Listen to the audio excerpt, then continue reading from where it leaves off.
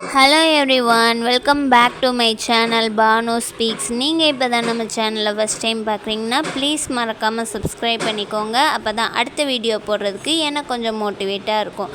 இப்போ வாங்க வீடியோக்குள்ளே போகலாம்.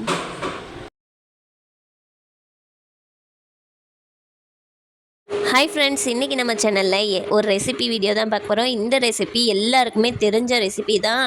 ஆனால் சில பேர் வீட்டில் சரியாக வராது, சில பேர் வீட்டில் ஒரு தடவை நல்லா வரும், அடுத்த தடவை வராது. அப்படி என்ன ரெசிபின்னு தானே பார்க்குறீங்க. சாம்பார் தாங்க பண்ண போகிறோம்.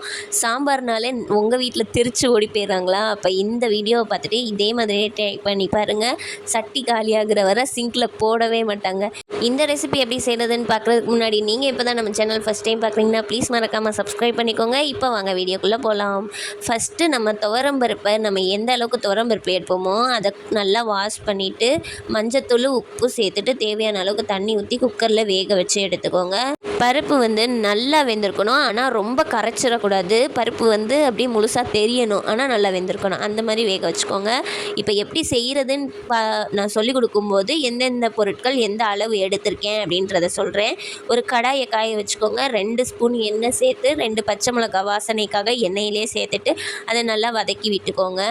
பச்சை மிளகாயை எண்ணெயிலேயே வதக்கும் போது அதோட வாசனை சாம்பார் ஃபுல்லாக இறங்கியிருக்கும், சூப்பராக இருக்கும். பச்சை மிளகாயை லைட்டாக வறுத்து விட்டதுக்கப்புறமா 2 பெரிய வெங்காயத்தை ஸ்லைஸ் பண்ணி சேர்த்துருக்கேன். இந்த பெரிய வெங்காயத்தை கண்ணாடி பதம் வர அளவுக்கு மட்டும் வதக்கி விட்டு எடுத்துக்கோங்க. ரொம்ப வதங்கணும்லாம் அவசியம் கிடையாது. ஜஸ்ட்டு கண்ணாடி பதம் வர்ற அளவுக்கு வேக வச்சு எடுத்துக்கோங்க. இப்போது வெங்காயம் நல்லா வதங்கி வந்துடுச்சு. இதுக்கப்புறம் 2 தக்காளியை கட் பண்ணி இது கூட சேர்த்துக்கோங்க. இது கூடவே உப்பு சேர்த்துக்கோங்க தக்காளி வதங்குறதுக்காக.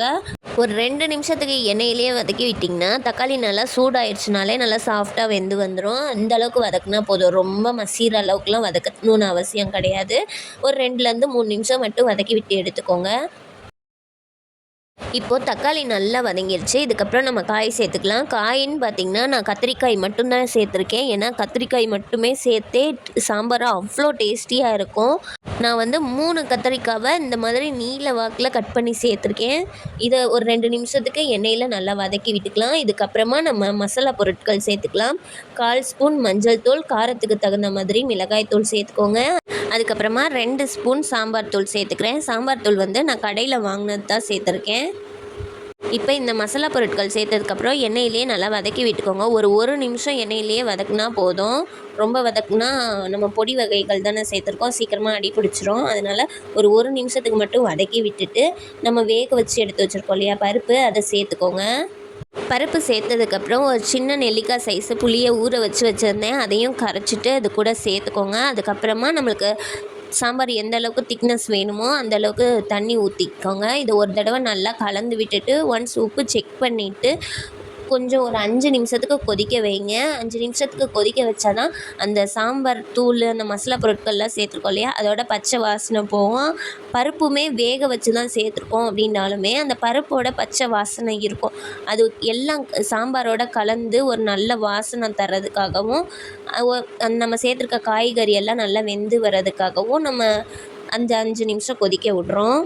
இதுக்கப்புறமா சாம்பார் நல்லா கொதிச்சு வந்துடுச்சு. இது கூடவே ஒரு கைப்பிடி அளவுக்கு கொத்தமல்லியும் கருவேப்பிலையும் ஸ்கிப் பண்ணாமல் சேர்த்துக்கோங்க. ஏன்னா இந்த சாம்பாருக்கு நல்ல வாசத்தை கொடுக்குறதே இந்த கொத்தமல்லியும் பச்சை கருவேப்பிலையும் சேர்த்துக்கிறதுனால தான்.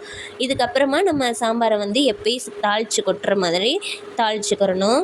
தாளிப்புக்கு ஒரு கடாயை காய வச்சு எண்ணெய் ஊற்றி கடுகு, கருவேப்பிலை, காஞ்ச மிளகாய், கொஞ்சமாக பெருங்காயத்தூள் சேர்த்துட்டு தாளித்து இது கூட சேர்த்துட்டு ஸ்டவ்வை ஆஃப் பண்ணிட்டிங்கன்னா சூப்பரான வீடே கம கம கமன் வாசனையாக இருக்கக்கூடிய சாம்பார் ரெடி ஆயிரும்.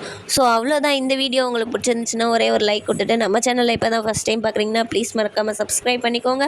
அப்போ தான் அடுத்த வீடியோ போடுறதுக்கு எனக்கு கொஞ்சம் மோட்டிவேட்டாக இருக்கும். மறுபடியும் வேறு ஒரு வீடியோவில் உங்களும் பார்க்குறேன். பாய்.